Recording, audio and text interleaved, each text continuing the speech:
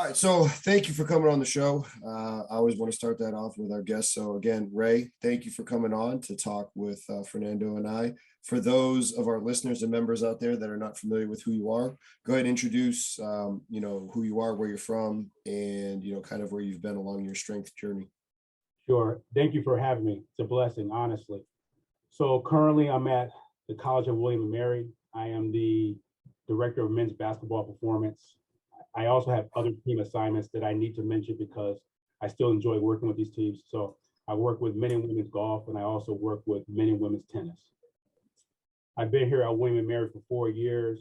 I was hired by Erik Korem and Keir 4 years ago. So I have worked with them for approximately a year, as well as with, Scott Kuhn. Prior to the College of William & Mary, I was actually working in the private sector as a massage therapist. So I went to massage therapy school and was trying to, develop my craft outside of being a strength and conditioning coach. And I went to massage therapy school on the advice of a colleague that I worked with at the University of Wisconsin named Jim Snyder. So Jim Snyder is a massage therapist, and I went to the same school that he went to because I worked with Jim. I was at the University of Wisconsin for 10 years. And my team assignments at the time were women's basketball, women's volleyball. And then I was promoted to work with men's basketball under the direction of Erik Helen. So Erik Helen, if you all don't know who he is, he used to be the strength and conditioning coach for the Chicago Bulls. And he was with the Chicago Bulls during their championship years, working closely with Al Vermeil. So yeah, everybody knows Al Vermeil, but I hadn't heard that name before. Oh, Erik Helen, yeah. So Erik, if you talk to most basketball practitioners, they know of Erik and have interned with Erik as well.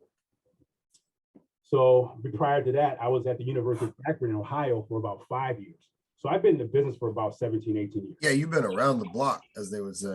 I have been. It's been a journey. At the University of Akron, I worked with men and women's basketball, also had assignments with some other teams, softball, women's soccer, and also assisted with football. And interesting, I was hired by a coach by the name of Keith Dambrot, who I learned a lot from him. He's actually the head men's basketball coach at Duquesne, but Coach Dambrot was actually LeBron James' high school coach. Oh, wow. At St. V. St. Mary's. Then prior to that, I was at Northeastern University. I worked there. Shout out Massachusetts, by the way, real quick. Massachusetts, yes, that's where I'm from New England. And my team assignments there were men's basketball, women's basketball. I did my internship at Holy Cross College with Jeff Oliver. Ollie was there that long? Yes. So holy shit, he's been like. Jeff Oliver is probably, I've learned a lot from him. We got to have him on the show, Fernando. He's a good dude. You need to have Coach Oliver on the show. Down. If you are from the New England area, you went to Springfield College or UConn, you probably have done an intern assignment with them. That's where I met Brajesh. Oh, okay. Another young lady that worked there as well, named Elizabeth Proctor. She actually moved on and went to Providence College. So I did work at Holy Cross as an intern. And then, prior to that, just, working at the high school level. So I've been in the business for about 17, 18 years. I have a son that plays Division I basketball. Oh, nice. Okay, so I've been able to kind of see how the business work as a coach practitioner, but also as a parent, which has influenced my coaching and how to pretty much go about doing my business when I'm working with young athletes. That's interesting because everybody says, or at least like Chapman told me this before, and other people like, make sure you're talking to these kids as if somebody was talking to your kids. And for you, like, that's real, like you're living it every day. So that's got to be a heck of a reminder. Absolutely. And my son and I, we have conversations like almost daily. What's your strength coach doing? Is that a bunch of shit or is it like, Put him on the phone. Yeah, what the fuck's he doing? Exactly. No, we could talk about that. We could talk about his journey through the recruitment process, AAU, and sort of like how, my role in his development And, we do have conversations because I think it's important for practitioners to have conversations with like young adult student athletes, which we don't have enough of, or we don't have like truthful conversations. So with me, he's able to kind of like express himself and talk about his days, his experience without fear. So when I ask him about the student athlete experience, which drives my coaching, he says these 4 things. Like number 1, he doesn't want to be injured. Number 2, he's a high minute player. He wants to be able to play his games relatively fresh. And number 3, he wants to win championships. And number 4, he wants to be treated as an adult. And he wants to be respected as an adult. And, you can hold him accountable and he's okay with that, but he wants that relationship to be one of, of respect. And I think some organizations, we kind of go back and forth between treating these athletes as adults or treating them as like little kids. And for me, raising my son, I've raised him to be, an adult, be a responsible man, and whatever situation he goes into, be able to handle those situations accordingly. So I mean, just my conversation with them, that kind of like just drive like my interaction with like these young adults and these young athletes. I feel like there's so many rabbit holes we could go down with that, because I mean, wanting to stay, healthy, wanting to play the game, winning championships and being treated like an adult. Like you could say that about every single kid. I tell the kids when they come here on their recruiting visit, like, look, the number 1 metric that we care about is starter game availability, because that's our metric to measure health. Sure. And like I always tell the kids, I say, look, you're coming here to play football, and as a second principle of playing football is you're going to lift with me. You're not taking the story to be like, oh man, I would love to train with Lima, and oh cool, I'll play some football as well. Like, no, we've got to continue to keep the main thing. And no kid in their right mind wants to lose. Like they're not coming to a college, but yeah, I want to go lose some games here, right? They want to, they're going to play the game. You might as well win it. And who doesn't want to be treated like an adult? Who doesn't want to have some autonomy? I'll tell you what, I do that with my players too. So like those 4 things, I think all of our listeners kind of need to either replay and hear that again, because, make sure that that's the driving principle behind what you're doing, right? Make sure that that's the reason that you're doing what you do. How long did it take for your son to say that? And then were you able to tell him like, hey, are you telling your strength coaches? Are you telling your position coaches this? How did you advise him as a father? And then how did it advise you as a practitioner? Yeah, well, first of all, let me back up. I agree with what you're saying, like this athlete-centered model, right? This model is not only the responsibility of the strength and conditioning coach and sports medicine, but it should involve the sport coach and the athletic department, right? So this 100%. This model should be creating the most robust, resilient, and adaptable athlete on and off the field. And what does that look like? Okay. Having players that are healthy mentally, physically, and spiritually, and then putting parameters in place where, they can win championships. Because I believe some organizations have a hard time, saying the word, the student experience also includes like winning games and winning championships. I'll tell you who didn't have a problem with that is the University of Iowa, because I'm going to butcher this. I might have to look it up, but I'm pretty sure their slogan was like, win, graduate, do it right. Like, and you know what? It was like, fuck, that's simple. You can remember it, right? But like, they put it right there. Like, look, we're going to win and we're going to graduate, but we're going to do it right. And like you said, like, yeah, there's nothing wrong with wanting to win those games. There isn't. And as practitioners at the college level, that's what we're tasked to do. You understand? So, and I have no problem with, trying to complete that task or help the teams that I work with in trying to accomplish that task. But we're talking with my son, he was at North Dakota State and he was at a very successful program. Yeah. And, the coaching staff and coach Jason Miller, who's a strength coach there, did a phenomenal job with my son. And not once have I ever interfered in terms of how they handle their business. I just told my son, you need to kind of just, trust the process. And I'm not saying that the road that he traveled, because now he's a grad student at North Texas. I'm not saying that he didn't have his challenges, But when I was, me being a parent is, you just got to figure out, how to kind of overcome those challenges. And, it worked out for him. But credit to the staff there. I just thought that they did a great job and doing the things that I think are very important. Like I said, keeping home robust. They won a lot of games. He got into the NCAA tournament 2 times. I was about to say they're a tournament team. He's a 1,000-point scorer, and now he's playing at the University of North Texas. You teased it, so I'm just going to get right to it because when I was talking to Amit about the conversation we're going to have, he said, he's like, please, you got to ask him about his high performance model in men's basketball because, Amit's own words were he gets it. And it seems like he has the staff, dialed in. So not only for Amit, not only for any of the other basketball strength coaches out there trying to figure it out, I would say any coach that buys into it, again, from the outside looking in on what we see with social media, you mentioned Scott before. It seems like Scott has it figured out. He's not the head strength coach, but it seems like, Jake Flint and Brian Kelly, they get it. It seemed like when Erik was at Kentucky, they got it. So it's not the norm.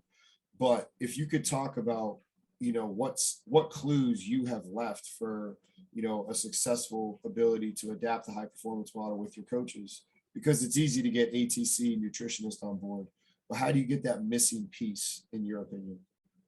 Sure. So here at William & Mary, I'm fortunate that I work with a collection of coaches on the men's basketball side that, as TK and I would say, let me have a seat at the table.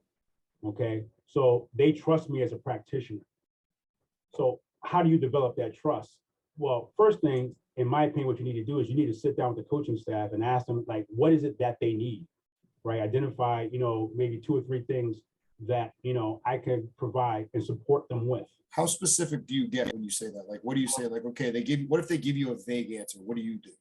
No, I mean, the coaches that I work with don't necessarily give me a vague answer. I mean, they'll tell me, number 1, we want our players to be available for practice. Number 2, we want them to be well conditioned.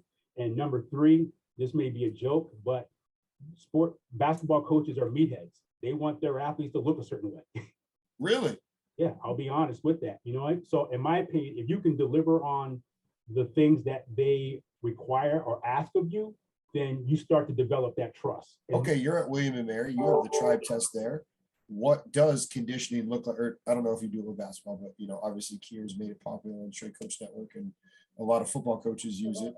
What does conditioning look like to them? What is the target that they want you to hit, and how do you go about assessing it? Using the Celtic test or what? Well, I know that Amit has used the Celtic test. Yeah, like that's his thing, and he goes mass with other people. The coaches are familiar with the 3-minute Celtic test, and we have used that as a measure or as a test. But we also have used, to me, I think the Celtic tests tend to be a bit more glycolytic in nature. But the test that we have used also is the yo-yo recovery test as well. Gotcha. That tends to be, in my opinion, a bit more aerobic. So coaches, when it comes to conditioning, first of all, you have to sit down with coaches and identify what conditioning means, because sometimes you could be not talking the same language. So, as a staff, like, what is conditioning? And so you have to kind of identify what that is, and then how you go about approving that, particular metric. Because as you know, there are many variables that can influence how one is, quote unquote, conditioned in their sport. But I think sometimes coaches and practitioners, they're not on the same page of identifying first and foremost, what is the definition, and what, as a collective, what does that mean? How many different assistant coaches are there on its staff? And you said, Erik and Keir had hired you. Yes. Is this the same head coach that was there when you were originally there? Yes, Coach Dane Fisher. Yes. Is there with the high performance model, and he has worked with Erik and Keir in the past. So he worked with Erik a year before working with me. Okay. So Erik and Keir did a good job sitting down with the basketball staff here and kind of like talking about high performance and kind of like what it means. And then when I was hired, I was slowly integrating it. How about the assistants? Because again, if the assistants aren't used to it, and then there was no changeover in assistant. Oh wow! Again, members and listeners to this, again, you want to, like, again, success leaves clues. Like, look at that, and from somebody that's been around the league that you're in, I mean, you guys have continued to trend up. I mean, and I think in 19, you guys were a top 3 team. I forgive me if you weren't last year. I don't remember, but I know that you guys had, like, I know William and Mary basketball is continuing to trend upwards, and we're talking high performance model. We're talking continuity. Yeah. I don't really think you could have one without the other, right? Like, Absolutely. I mean, for us, it really truly is like a process. You understand what I'm saying? So I get it. We are in a result-oriented, outcome-based, business. yeah. But we try to make sure that, we have a process in place, and we kind of try to follow that process and try to make sure that, we have high days and we have low days, but making sure that we're always trending upward. How do you get coaches on board with that? Because I know even with basketball coaches that I feel like again, we said 98%. So again, I'm speaking generally. Did you have to sell it? And if you sold it, what was your strategy? Because I know Fergus talks about, like, look, if you're going to sell broccoli to somebody, if they're a health nut, you can sell the health benefits. If they're not, how are you going to get somebody to want to eat something they don't want to eat? Like, was it hard? And if it was, what did you do? And if it wasn't, what did that coach do to make himself educated, to make it an easier conversation? So, once again, I have to give credit to Coach Fisher, who is very open-minded. He's open-minded, he's flexible, he's a man of intelligence. And, what keeps him, once again, I think what keeps coaches up at night is, having injuries to their best players. Okay, so for the 4 years that we've been here, I'm going to knock on wood, our player availability has been high. Okay, so we haven't missed players to games due to injuries. We haven't had any major surgeries. Guys have been relatively available for practices and games. But most importantly, we talk about availability. And I was talking to a coach about this. It's one thing to be available, but also to be reliable. So now, yes, we want our players, to be present in practice and be available in practice, but are they reliable in practice as well? So I think we've done a great job with that under the high performance umbrella and model. So with that being said, he kind of believes in that setup because he's actually, seen the proof. One of the questions that I thought of as you were talking about that, again, continuity. Are you transfer or are you kind of that true developmental model where you might bring in 1 or 2 transfers, but they are truly just a piece of the puzzle? They're not the whole puzzle. The transfer portal, it is what it is. It's part of college athletics. I mean, your son's a product of it. You just admitted it, right? Well, see, yeah, but here's the thing. My son graduated from North Dakota State. So he, fulfilled his 4-year commitment. Okay. He had a COVID year. So okay. he decided to exercise that COVID year and move on to another program. Okay. So it wasn't a situation where he was leaving during his freshman, sophomore, or junior year. Gotcha. Okay. The transfer portal, I mean, people have their opinions about it.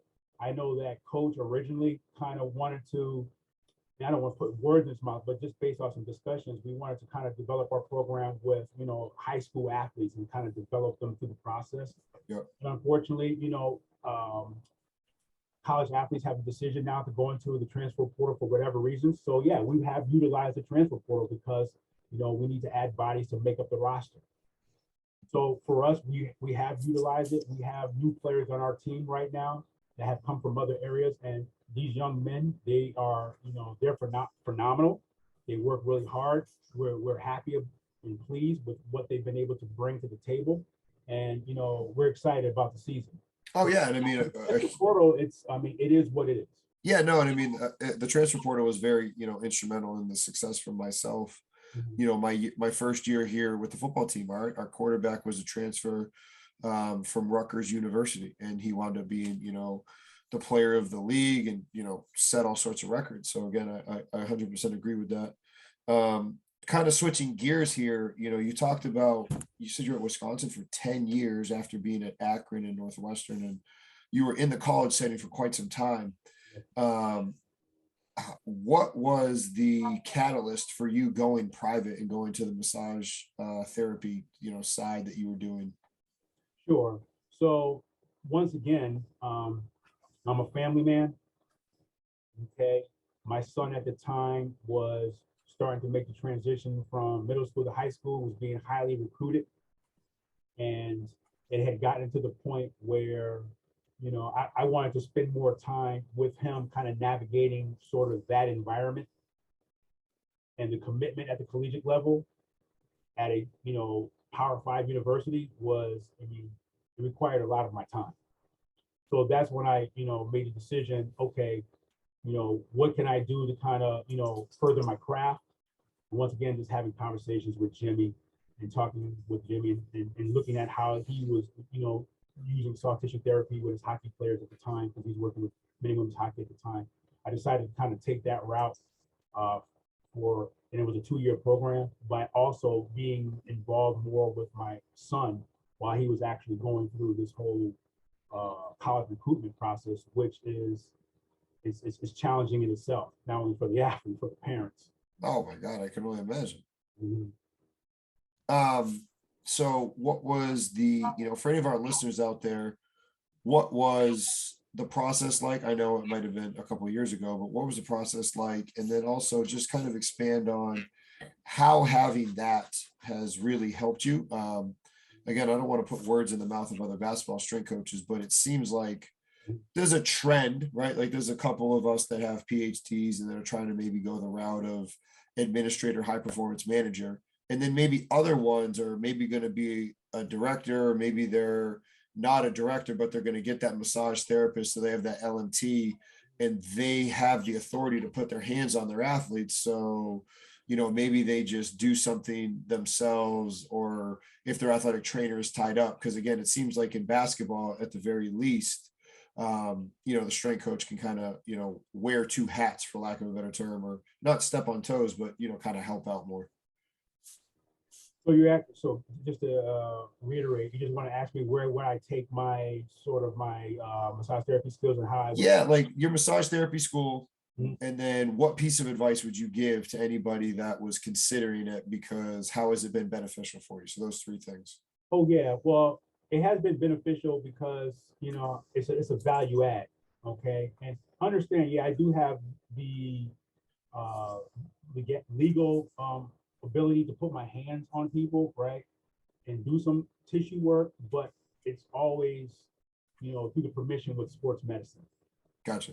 You understand? So, but I think the one thing it's done is, because when you're in massage school, like, you just got to have another broader understanding of like anatomy and physiology and touch.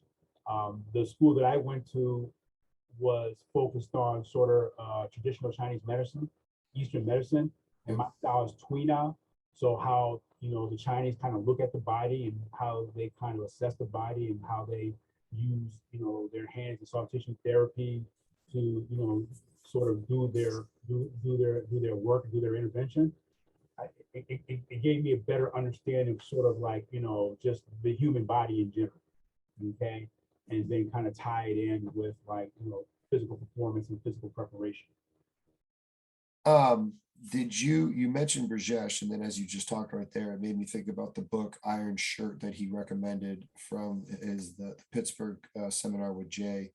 Have you read that book about fascia? And then also, how does any of the Chinese and Eastern medicine, you know, physical therapy, how does all that tie into any, you know, fascia or fascia restriction with respect to any of the massage therapy things that you have used? Yeah, so the Chinese practitioners, traditional Chinese medicine, kind of look at the body in terms of meridians. And I know that Brajesh has talked about the meridians. So the body has has a certain number of meridians, a certain number of points within that meridians. They're all sort of kind of interconnected. You have sort of like energy of chi that kind of flows through the meridians.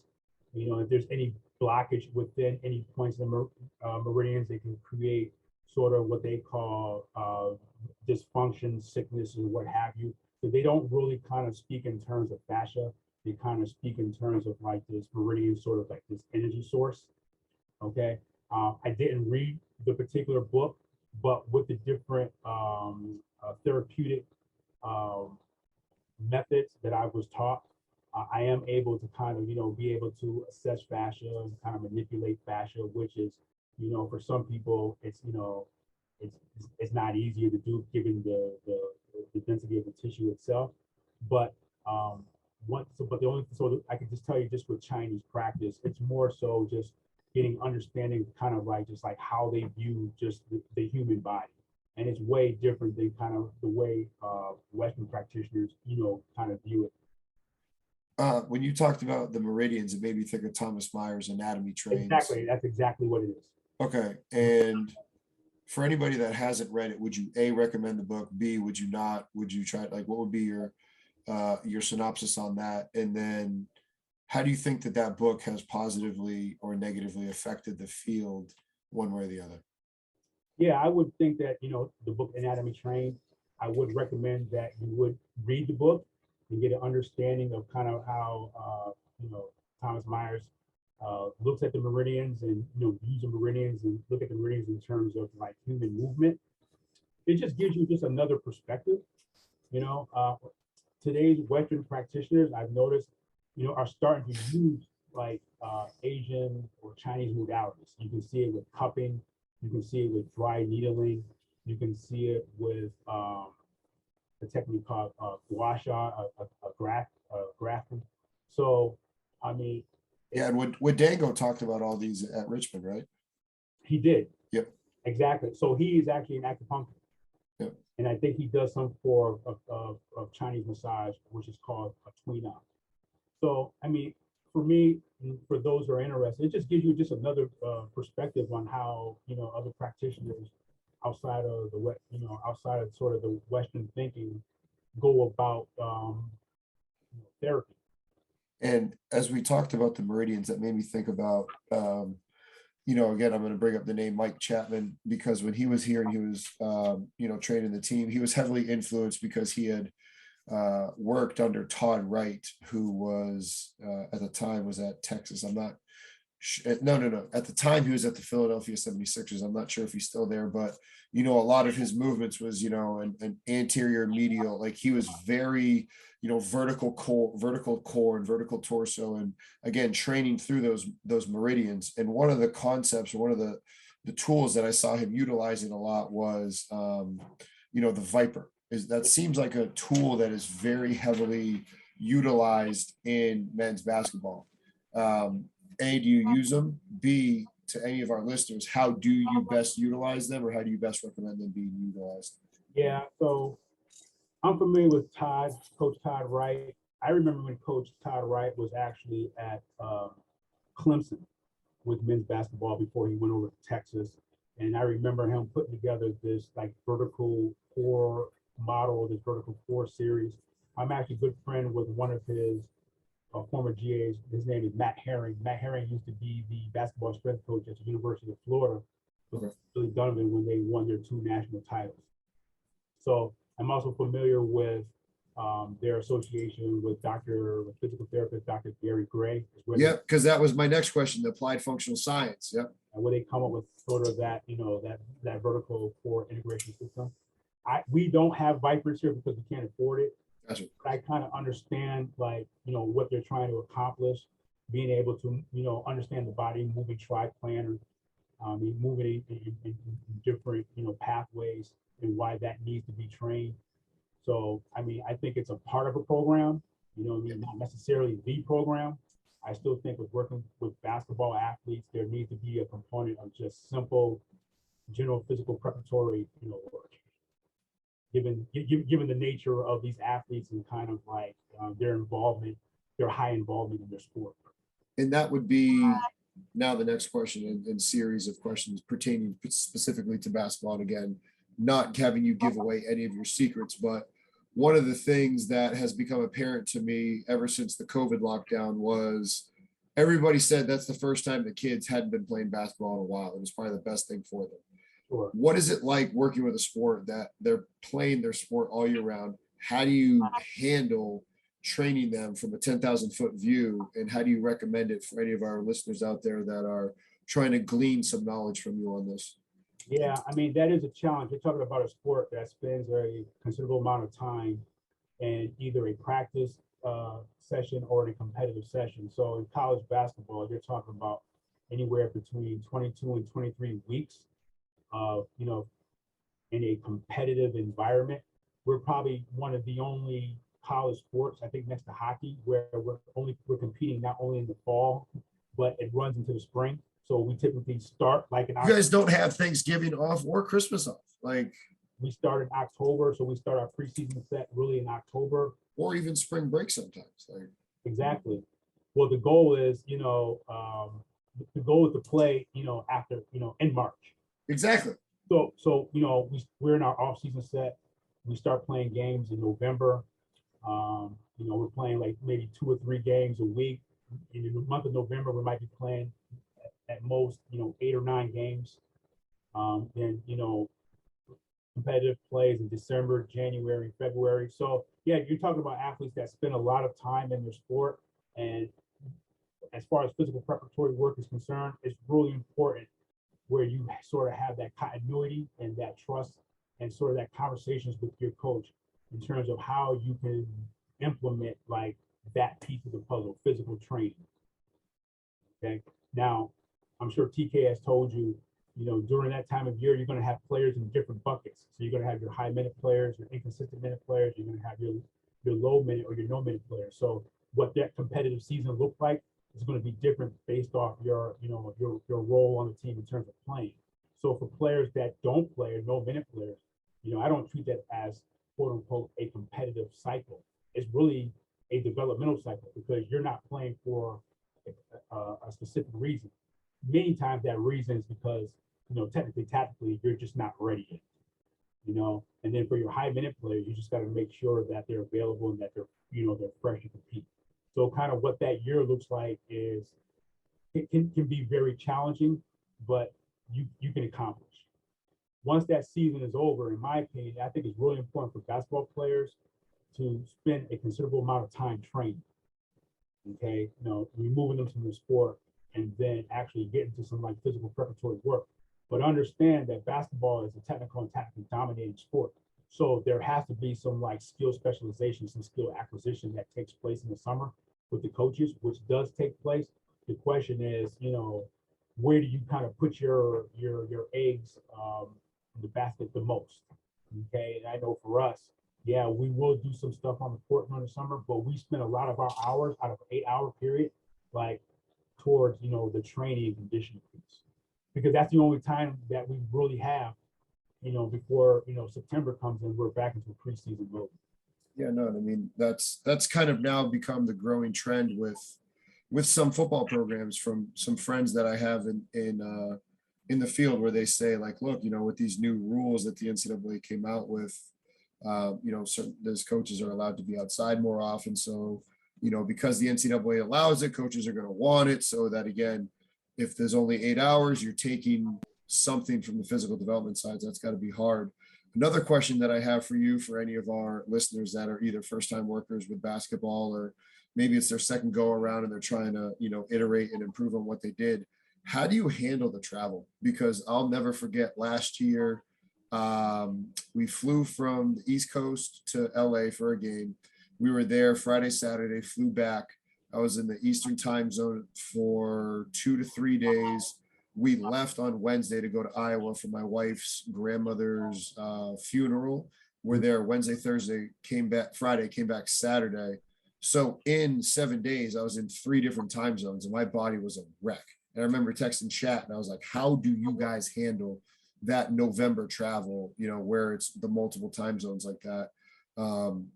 What do you do to mitigate that and to keep your players fresh so that way they, can play their high minutes, they don't get injured? Right. So what you do is take a snapshot of what your November looks like. You sit down with your staff and you kind of work backwards. Okay. Like, here are particular games, here are our practices, kind of script out what our practices need to look like leading up to the games. So to me, you have to do your best at managing sort of what your practices look like, especially for your high minute players. Okay, so that's what we'll probably do here. Not probably, that's what we will do here is we'll look at our schedule. We'll all sit down and kind of script out, okay, here's a game here, whether it's home or it's away. This is what the practice is going to look like leading up. These are who are, players from a selection standpoint who are going to play high minutes, inconsistent minutes, and no minutes, and then kind of figure out, okay, what is the training sport exposure response going to be for those particular units, and then make adjustments accordingly. Now, on the road, it is difficult for us on the road. We, unfortunately, we don't necessarily have to travel. All of our games tend to be on the East Coast. So we don't really have that problem per se in terms of, Okay. but when you just got to be, if you're going to be on the road, you just got to be making sure that you plan ahead. So, and I think once again, our concern is always with the no minute players. Okay. So when you're on the road, it's making sure that they're getting the training and the on-court exposure necessary to sort of maintain, I would say, sport and game rhythm. So for our listeners that have that issue, what do you recommend for them? That have that issue in terms of they're traveling, hey, I pretend that I just got hired to work with men's basketball, right? One of my friends, this is his world. And now he's going to be on the road with low minute, no minute guys. Mm-hmm. What are you doing to help? What piece of advice would you, give my friend to make sure that he does do that and keep them in rhythm, the no minute players from your perspective? So once again, in my opinion, with those no minute players, the issue always tends to be not enough basketball exposure. Yeah. But sitting down with the coaches and saying, hey, what can we do for this particular athlete to get, some individual instruction? Would you guys even have them like, hey, all right, everybody else traveled, they played. Hey, tomorrow, you guys that didn't play, this is going to be a big practice day for you to get to fundamental. We actually do it on a game days because we want to kind of keep it consistent with the high minute players. That makes a ton of sense. You see what I'm saying? So yep. What we'll do is wherever we're playing at, we'll get in touch with that particular university and say, hey, we may need some additional time on the floor with some extra guys. So we may get them up, go to the court, do some things with them. We may do it after we'll walk through, or after the shoot around stuff, right? Shoot around, exactly. That makes a ton of sense. But that's most important for us is that basketball exposure because that's what they're getting. So we have to represent the densities that they're going to see when they're, that the high minute players will sort of get when they're competing. And then, as far as the weight training piece is concerned, is trying to get an understanding. If you want to, train within the hotel, kind of get an understanding of what that setup looks like, or you can always reach out to that strength coach at that particular university you're playing with and ask them, can you get a few guys in to get a training session? This has been super informative for me. I want to kind of, leave some questions up to any of our guests. Is there anything on your mind that you're like, what, I really want to make sure that I mention this or talk about this because it's kind of my quote unquote passion project or whatnot, but I've loved asking you all these questions, but is there anything in particular like, man, I really wanted to talk about this? So any questions I kind of want to, ask you all, or? You can ask me questions if you wanted to, or if you're like, hey, you know what, like I wanted to talk about, RSI with basketball and you didn't ask me a question about that. So, hey, this is how I work on their elasticity, but that's kind of what I was thinking. But if you have a question for me, go right ahead. I just think that, once again, when you talk about physical preparatory work with basketball athletes, like someone said I probably shouldn't go down this rabbit hole, but TK, I talk about it all the time. We talk about like volume is not the enemy. No. Max recoverable volume, especially right now. How big can you make your cup right now, in my opinion, right? Maybe you do minimal effective dose in season, but like right now you should be pushing that, like how much can you do before they're going to break right now to increase that robustness and the durability? In my opinion, that goes to the Gabbett research. And the amount of money he's making off of some of his things saying, train hard and smart, like, right now. That's right. I totally love the max recoverable volume because it gives it a nice, easy metric that your staff and everybody can be on board with. Like, hey, this was supposed to be our super high day to really push how much they can do. Okay, next week we're going to add 10%. We're going to keep adding so that way your weeks and your months and your days are building your buffer the same way that you want to save a lot of money before you go and have a wedding, buy a house.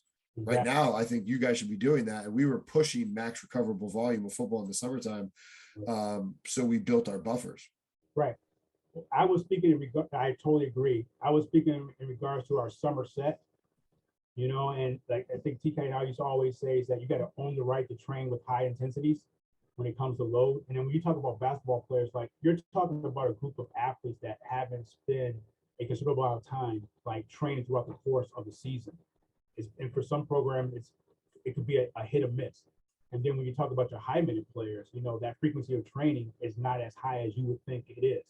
So once the season is over, you got to kind of like reacclimate them and re-expose them to, these high volumes of work, rebuilding work capacity. You know what I mean? And I just don't think there's anything wrong with just like, high volume of work from what I'm hearing, from what I'm seeing out on Twitter. Same. And that's a conversation that Amit and I had. Say that again. You understand what I'm saying? Yeah, no, that makes a ton of sense. And that's actually something that Amit and I talked about where, okay, the season ends and typically guys might have 2 to 3 weeks off, but there's still a solid 4 weeks-ish, 5 weeks, 3 weeks, depending on when the season ends after the rest that you gave them. So you can still get some really good quality GPP as, maybe not a barbell in their hand, just maybe some general strength training. But to the point that Amit and I talked about, you then maybe only have 2 weeks off before the summer starts, depending on when your summer one or if the kids come back and they're still around and they want to train on their own. So you don't necessarily have to start at square one, and you can kind of be a little bit more aggressive off the jump, knowing that, hey, they had a long season and it was a long in season. So they could have had some really good training. They had 2 weeks off to recover. Yeah. Then they had 4 weeks of really good structured training, a 2-week get away from everything. But then you can kind of come right back and push the envelope again because it fits well. And that's where, like, I agree with you, where as long as you take that 10,000 foot view and you take a good step back and you have the plan with your staff and you have the plan of, okay, this is what we're going to do. And you can make certain weeks, harder. So you're overreaching and you don't have that monotonous every week's the same. I even think I've made that suggestion in football, right? And you don't always assume that a game is a win or a lose, but for us, when we go play West Virginia, we know we're doing it to make money for the school. So if that's a week where we can overshoot and try to practice more because, hey, maybe our guys aren't going to play as much because we need to play backups in a game that's not as important. That's how you can undulate throughout the weeks to make sure it's not just monotonous. Oh, Monday's Monday, Tuesday's Tuesday. And I think that basketball coaches or even football coaches getting ready for the season, that is what the summer should look like. Absolutely. I totally agree. Well, I want to respect your time, so thank you for being on. Any of our listeners out there that are interested in getting in touch with you, what is the best way, whether it's social media or people that continue to follow you with what you're doing? Yeah, you can get in touch with me on social media. I'm usually on Instagram.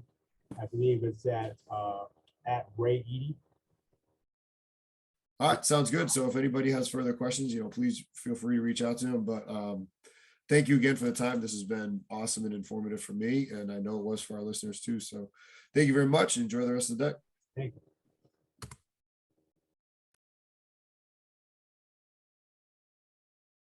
Congratulations on making it to the end of the video. Why don't you celebrate by watching more videos just like it? You can also help us on our quest to placate the algorithm gods by liking, sharing, subscribing, and commenting. Thank you.